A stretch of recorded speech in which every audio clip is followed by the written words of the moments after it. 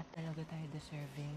Pero at the financial wise, hindi ko alam if may gagastos ba sa atin as much as they do. At alam mo yung parang kung money talaga yung usapan, wala na talaga ako dyan, bakla. Kumbaga, dyan talaga ako, Lugi tayo. lugi talaga ako dyan. Pero, kaya nga I'm praying na sana ang mga ex-housemates or sana kahit dito yung mga tao, parang nakita din nila somehow yung mga sacrifices natin, yung mga pinaglaban natin.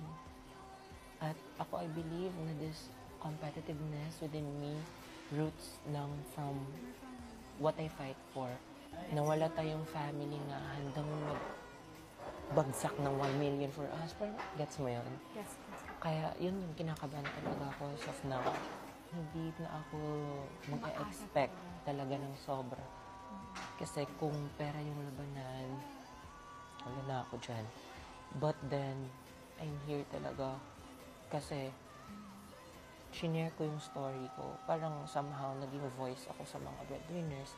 Somehow naging representation ako.